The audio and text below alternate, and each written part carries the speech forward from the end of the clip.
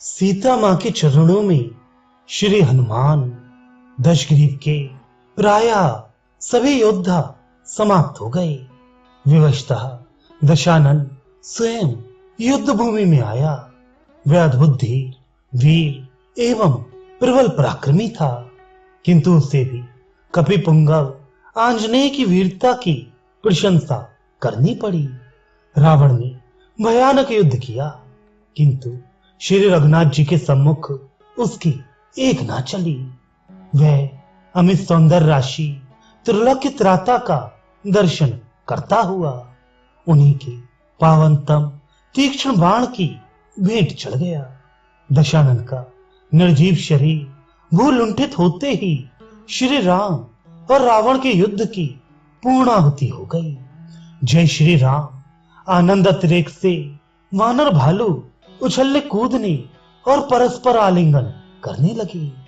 आकाश में देवगण प्रभु का स्तवन करते हुए उन पर स्वर्गीय सुमनों की वृष्टि करने लगे।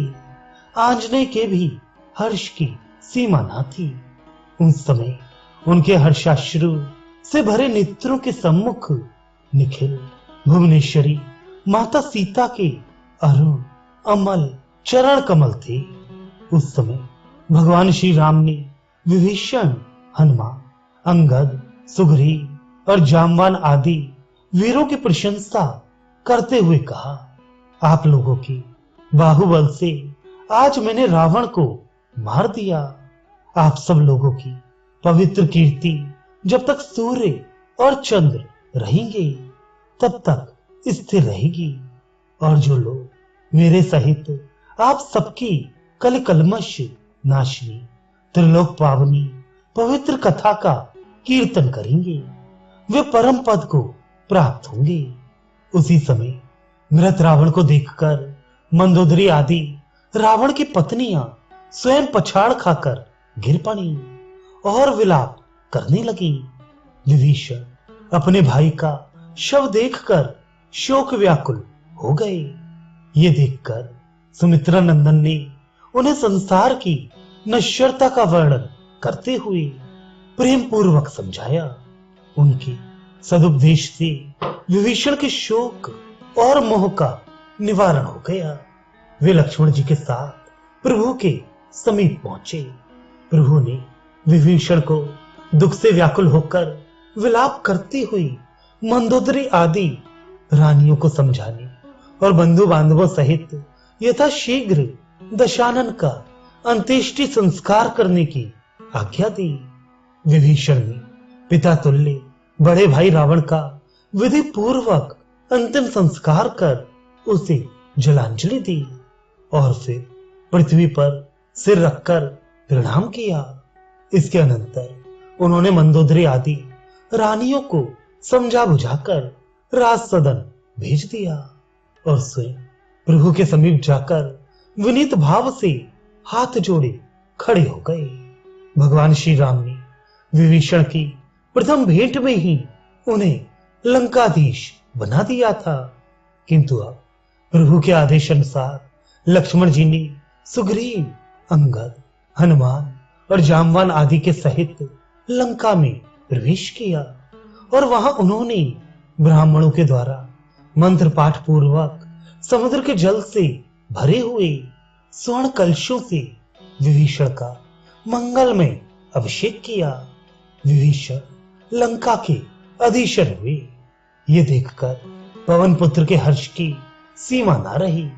सच तो यह है कि विभीषण के इस सुख सौभाग्य की प्राप्ति का मुख्य हेतु श्री हनुमान मिलन ही था। ये अहेतुक दया में पवन पुत्र की दया में दृष्टि का ही सुफल था। विभीषण लंका के संभ्रांत नागरिकों के साथ विविध प्रकार के बहुमूल्य उपहार लेकर लक्ष्मण सहित प्रभु के चरणों में पहुंचे। उपहार प्रभु के सम्मुख रखकर उसने उन्हें सादर दंडवत प्रणाम किया। उसको राज्य पद पर अभिषिक्त देखकर श्री रघुनाथ जी अत्यंत प्रसन्न थे। प्रभु ने देखा उनके सम्मुख पर्वताकार हनुमान जी हाथ जोड़कर विनीत भाव से खड़ी हैं। श्री राघवेंद्र ने उनसे कहा, पवन कुमार, तुम मिथिलेश कुमारी के इसलिए भाजन हो। तुम महाराज विभीषण की आज्ञा प्राप्त करके लंका में प्रवेश करो और वहां सीता को रावण वध का समाचार सुना दो। साथ ही वानर राज सुग्रीव, युवराज अंगद, मेन, द्विविद, नल, नील, जामवान, विभीषण तथा अन्य वीर वानर भालुओं के साथ मेरा और लक्ष्मण का कुशल समाचार बतला दो। जय श्री राम। हनुमान जी ने गर्जना की। हर्ष उनके हृदय में समा न रहा था। जगत जननी जानकी जी को उन्होंने वचन दिया था और वह वचन रावण वध के साथ पूरा हो गया। किंतु ये कुशल समाचार, ये विजय संदेश प्रभु के वीर अग्नि में जलने वाली अनुपम सती पत्नी सीता को प्रभु का विजय संदेश, इससे अधिक सुख की वस्तु और क्या होगी। विभीषण के आदेशानुसार महावीर हनुमान जी के साथ साथ प्रख्यात वीर असुर चल रहे थे। हनुमान जी का सर्वत्र उल्लासपूर्ण स्वागत एवं सादर अभिनंदन हो रहा था। किंतु उन प्रभु भक्त को मार्ग चरणों के दर्शन की, उन चरणों में दंड की भांति लेट जाने की उत्कट लालसा थी। हनुमान जी अशोक वाटिका में पहुंचे। माता सीता उसी अशोक तरु के नीचे राक्षसियों से घिरी बैठी थी, जहां पहले पवन तनय ने उनका दर्शन किया था। उग्रवेग हनुमान जी दौड़े और माता कहते हुए उनके चरणों में लेट गए। हनुमान को देखते ही माता सीता का मुख हर्ष से खिल उठा। कुछ देर बाद हनुमान जी उठे और हाथ जोड़कर खड़े हो गए। उन्होंने गदगद कंठ से कहा, माता, असुर राज रावण मारा गया। विभीषण ने लंका का राज्य पद प्राप्त कर लिया और श्री रामचंद्र जी, लक्ष्मण, सुग्रीव और वानर सेना सहित सकुशल ही। जीवन सर्वस्व प्रभु का संदेश कितना सुखद था, इसे वियोगिनी माता जानकी ही जानती हैं। उनके आनंद की सीमा नहीं थी। हर्षातिरेक के कारण वे कुछ क्षण तो बोल भी ना सकी। फिर उन्होंने कहा, वत्स हनुमान, इस संदेश के सदृश त्रिलोक्य की अन्य कोई वस्तु मुझे नहीं सूझ रही। तुमने मेरा बड़ा उपकार किया है, मैं तुमसे कभी उऋण नहीं हो सकती। विनीतात्मा हनुमान जी माता के चरणों में गिर पड़े।